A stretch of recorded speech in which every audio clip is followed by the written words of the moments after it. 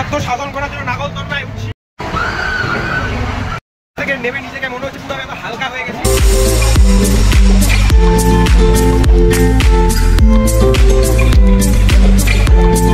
Hey guys, welcome back to my another vlog. আজকের ব্লগের শুরুতে কিছু কথা বলে আমার ব্লগটা শুরু করছি। গত দুদিন আগে আমার 500 সাবস্ক্রাইবার কমপ্লিট হয়, তাই আমার সমস্ত সাবস্ক্রাইবার এবং সমস্ত ভিউয়ার্সদের আমার তরফ থেকে অনেক অনেক ধন্যবাদ, থ্যাংক ইউ। তোমরা আমাকে এরকম করে সাপোর্ট করে যাও। আজকে রাস্তাঘাটে প্রচণ্ড ভিড় জন্য তাই বাড়ির থেকে আজকে ব্লগটা শুরু করলাম। তো এখন আমি মেলায় যাওয়ার জন্য রেডি হয়ে গেছি। প্রতিদিনের মতন আজকেও আমি মেলায় যাচ্ছি, আর বেশি দিন হয়তো কুচবিহারের রাসমেলা নেই। শুনেছি ডিসেম্বরের 4 তারিখ অবধি মেলা চলবে, তো আজকে যাই, গিয়ে আজকে মেলায় প্রচণ্ড মজা হবে, ফান হবে। তোমাদের সাথে একবারে মেলায় গিয়ে দেখা হচ্ছে, তো ভিডিও সঙ্গে থাকো, দেখতে থাকো। ফাইনালি আমি মেলায় যাওয়ার জন্য বাড়ির থেকে বেরিয়ে পড়েছি। এখন আমি সাগরদিঘির পাড় দিয়ে হেঁটে হেঁটে যাচ্ছি। আর মেলার জন্য সাগরদিঘির চারদিকেও প্রচণ্ড ভিড় আছে, গাড়ি টোটো প্রচণ্ড ভিড়। সামনেই নো এন্ট্রি, তাই ওইদিকে সমস্ত গাড়িগুলো যেতে পারছে না। তো আমি হেঁটে হেঁটে যাচ্ছি। এখন হাঁটতে হাঁটতে আমি একদম চলে আসলাম কুচবিহার মদনমোহন মন্দিরের সামনে। এখানেই যতটা ভিড়, তো সামনে তো আরও ভিড় হবে। এখানে দেখেই বোঝা যাচ্ছে যে মেলার ভিতর কতটা ভিড় হতে চলেছে। তো চলো আমার ভিডিওর সঙ্গে থাকো, দেখতে থাকো। আমি প্রতিদিন সাধারণত মদন বাড়ির সামনে দিয়ে মেলায় ঢুকি না, তো আজকে আসলাম। এসে দেখছি বৈরাগী দিঘিতে ফোয়ারার প্রদর্শনী হচ্ছে, তো সেটা একটু দাঁড়িয়ে দেখলাম। আজকে ফার্স্ট দেখছি এই ফোয়ারাটা, তাই একটু ভিডিও করে নিলাম, সেটাও তোমাদের সাথে একটু শেয়ার করছি, দেখতে থাকো। প্রতিদিন সন্ধ্যাতে এখানে ফোয়ারা চালানো হয়। তারপর সেখান থেকে বের হয়ে আমি আবার হাঁটতে হাঁটতে মেলার ভিতরে প্রবেশ করছি। হাঁটতে হাঁটতে চলে আসলাম একদম রাসমেলা সাংস্কৃতিক মঞ্চের সামনে। এখানে একটু নাচ হচ্ছে ভিতরে স্টেজে, তো সেখানে গিয়ে একটু দেখবো। আর আগামীকাল এখানে সতীশ কাশ্মীরের প্রোগ্রাম রয়েছে, আর আজকে রয়েছে আরফিন রানার প্রোগ্রাম। আর এই যে স্টেজে নাচ হচ্ছে সেটা তোমাদের একটু দেখিয়ে দিচ্ছি। এরপর আমি একটু মেলার চারদিকে একটু ঘোরাঘুরি করব, খাওয়া দাওয়া করব।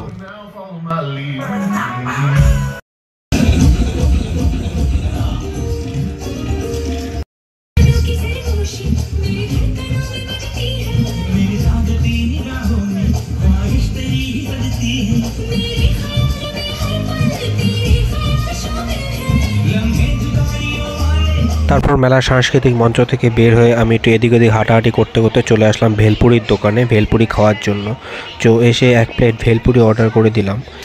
20 টাকায় 3 পিস ভেলপুরি দেয়, কিন্তু আমি অনেক বুলেট হলে 4 পিস ভেলপুরি নিলাম। তো এখন ভেলপুরি খাই আমি। আগেও আমি মেলায় 3-4 দিন ভেলপুরি খেয়েছি, তো সেটা ক্যামেরায় ভিডিও করা হয়নি, তো আজকে একটু ভিডিওটা করে নিলাম খাওয়ার। আজকে মেলায় আরও কী কী খাবো সমস্তটাই তোমাদের ভিডিওতে দেখাবো। তারপর মেলার একটু এদিক ওদিক হাঁটাহাঁটি করে আবার চলে আসলাম স্টেডিয়ামের ফুড কোর্টে এখানে এসে ভাবছিলাম যে কোন দোকান থেকে কি খাবো, তাই ঘুরে ঘুরে সব দোকানে মেনু কার্ড দেখলাম। ফার্স্টে এই হাংরি হেভেনে মেনু কার্ড দেখছিলাম, দেখতে দেখতে মনে হলো এখানে খাবারগুলোর দাম অনেকটাই বেশি। তারপরে তার পাশের দোকানে মেনু কার্ড দেখছিলাম স্বাদে বাহারি, তো এখানে দেখলাম চিকেন পকোড়া মাত্র 50 টাকা। তো সেই চিকেন পকোড়া অর্ডার দিলাম 50 টাকায় 8 পিস চিকেন পকোড়া। তো সেই চিকেন পকোড়া খেলাম, পকোড়ার টেস্টটা ভালোই ছিল, কিন্তু একটু সাইজটা ছোটো ছিল। মেলা আন্দাজে মোটামুটি ঠিকই আছে।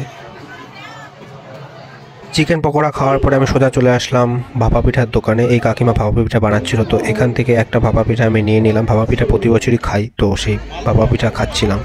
এটা আমার আজকে সেকেন্ড ভাপা পিঠা। এটা অন্য একটা দোকানে এসে এখান থেকে খেলাম। মেলার ভিতরেই এই দোকানগুলো আছে, আর আগেরটা ছিল স্টেডিয়ামে।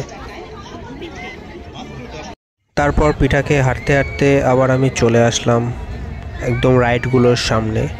এবছর মেলায় 2টো বড় নাগরদোলনা এসেছে। আমি এখন একদম দাঁড়িয়ে আছি নাগরদোলনার মাঝখানে। 2টো নাগরদোলনার মাঝখানে আমার ডান দিকে একটা নাগরদোলনা রয়েছে, আর আমার বাঁ দিকে একটা নাগরদোলনা রয়েছে।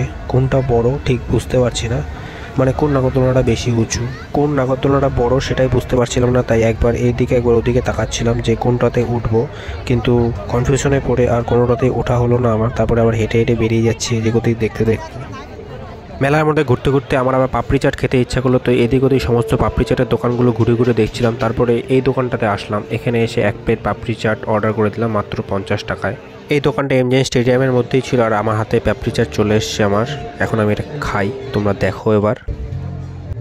পাপড়ি চাটের টেস্টটা 50 টাকা আন্দাজে খুব একটা ভালো ছিল না, মোটামুটি ছিল। তো কি করব, যেহেতু অর্ডার দিয়েছি তো খেতে হলো, খেলাম আমি।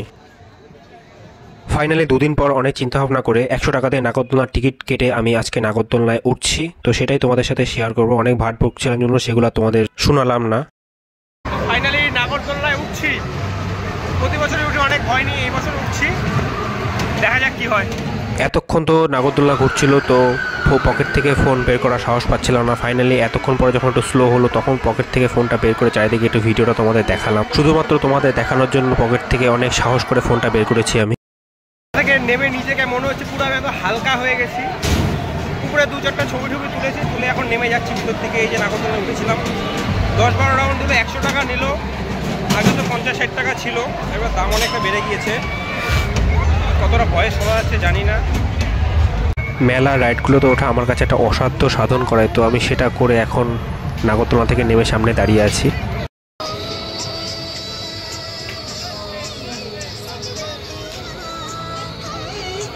ফাইনালি আজকের মতন আমার মেলা ঘোরা কমপ্লিট। তো আমি এখন মেলার থেকে বেরিয়ে যাচ্ছি। যেদিকে সার্কাসের রাস্তা, এখান দিয়ে সোজা রাইডের ওদিকে যাওয়া যায়। তো এখন আমি এই পাশ দিয়ে বেরিয়ে যাচ্ছি। সামনে এদিকে আসার কারণ, সামনে এখানে টমটম গাড়ি বাঁশি বানায়, সেগুলোই তোমাদের দেখাবো। আর প্রতি বছরই এখানে দোকানগুলো থাকে। এখানে টমটম গাড়ি, বাঁশি, তারপরে কাঠের যে ট্রাক হয়, রাসমেলার ঐতিহ্য, এগুলো সব এখানে বানানো হয়, সেগুলোই তোমাদের একবার দেখাতে আসলাম। এটা নিপেন্দ্রনারায়ণ স্কুলের সামনেই বসে এরা, এখানে বানাতে থাকে।